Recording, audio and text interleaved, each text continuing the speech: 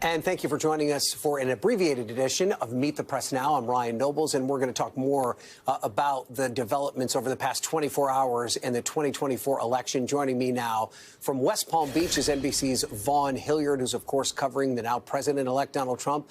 Monica Alba has the latest from the Harris campaign. And with me on set here in New York is NBC News Capitol Hill correspondent Alba Vitali and NBC senior political editor Mark Murray. So, Monica, let's start with you because we did just hear from the vice president. When did the campaign realize that this race was not going to turn in their favor?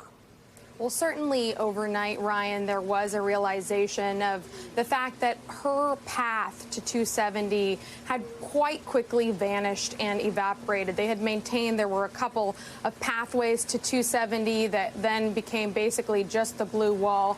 And then it was really obvious from the major demographic shifts that we saw all across the country that were breaking for now President-elect Trump that this was not going to be a race she was going to win. But they made the decision that she wouldn't come to Howard University, her alma mater, where, of course, she just spoke last night. And instead, they decided to punt that to today and to what would become this concession speech, which she just offered. And it was supposed to be a kind of homecoming for her with this significant and meaningful location. And now it will always be known to her as the site of where she launched her 2019 presidential campaign and now where she gave her concession speech. And it was striking, Ryan, just in these remarks now to see her say that, of course, she concedes the race, she accepts the results, but she said that she doesn't concede the fight that defined her campaign to continue to talk about pursuing freedom and rights. And where that goes from here is now the next major Democratic story. But I was also struck,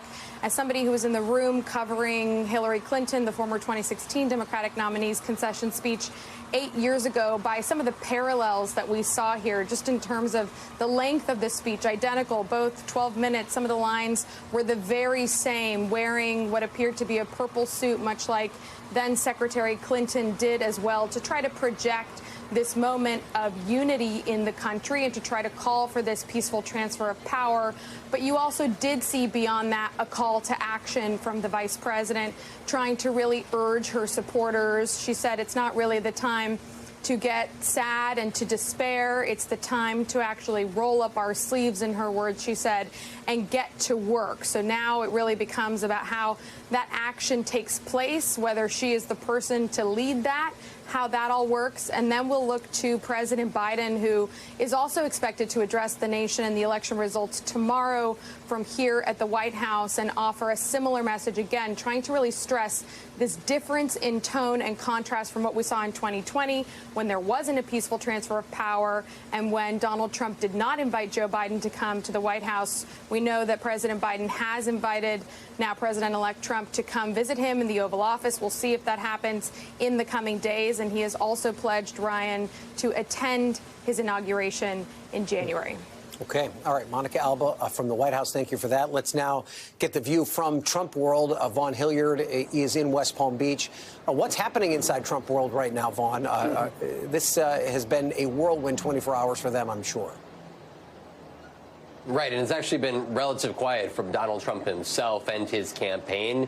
There are no public events here at this point in time for him or his operation here. We did get a statement here from his campaign after he received a phone call from Vice President Harris. It was one in which he said that he appreciated what she brought to the campaign trail and appreciated the unified call for the country to come together.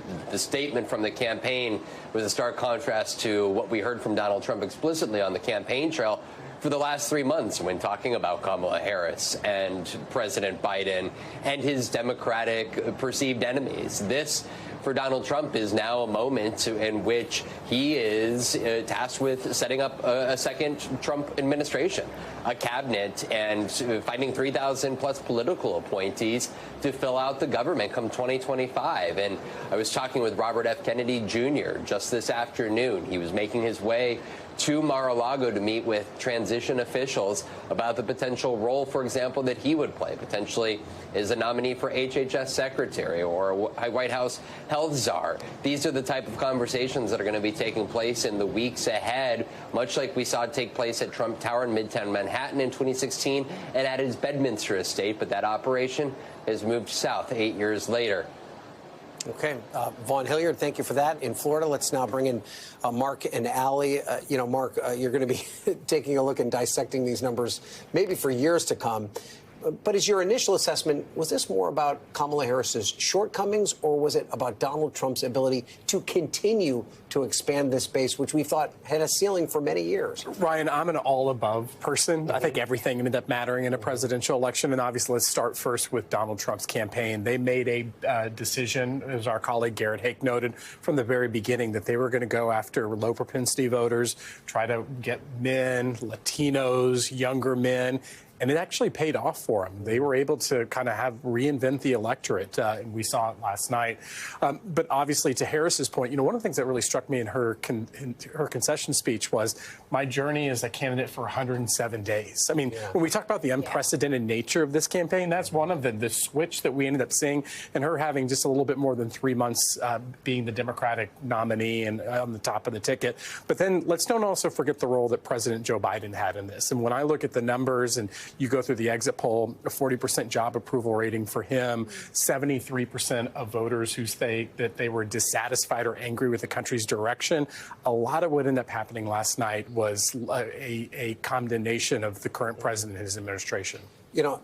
Allie, I was struck by Monica talking about the similarities to what we saw play out in 2016. It did feel like deja vu at points. But yet again, here we are in a position where a woman comes so close to the White House but falls short yet again. What do you make of that? And in an opposition to Donald Trump, right? This is now twice that we have seen him fell a Democratic nominee who happened to be female. Certainly, I think there is a that I think about when I try to parse through why the subtitle of my book remains true today, why we haven't put a woman in the White House yet as this country.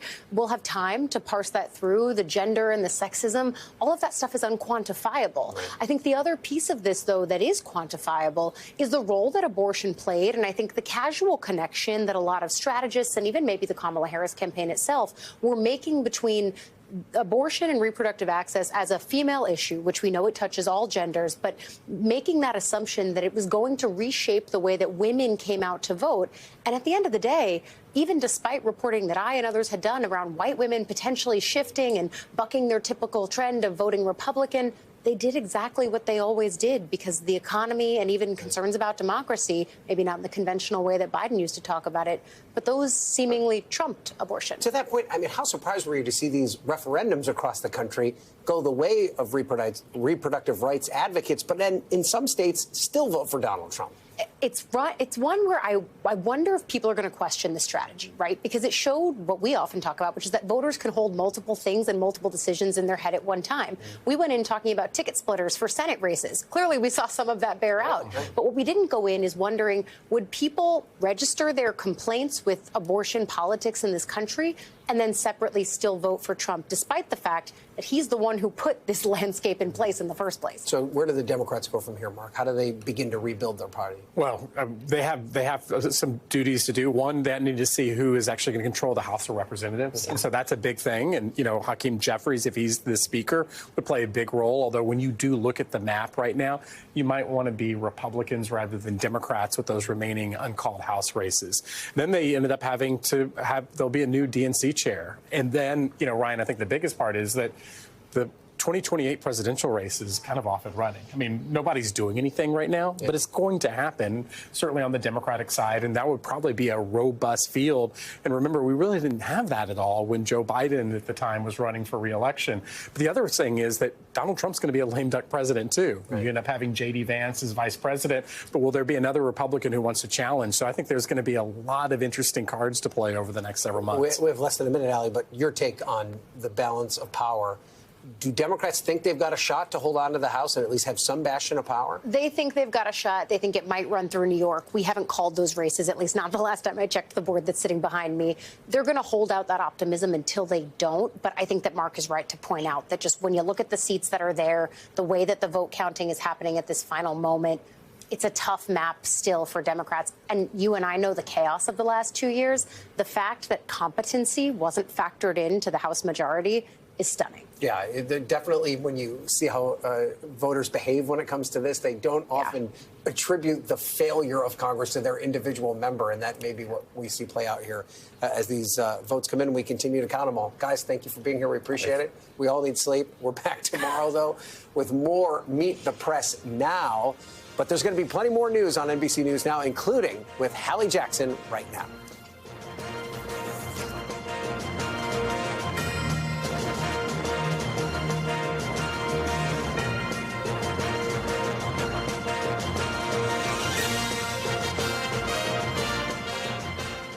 Thanks for watching. Stay updated about breaking news and top stories on the NBC News app or follow us on social media.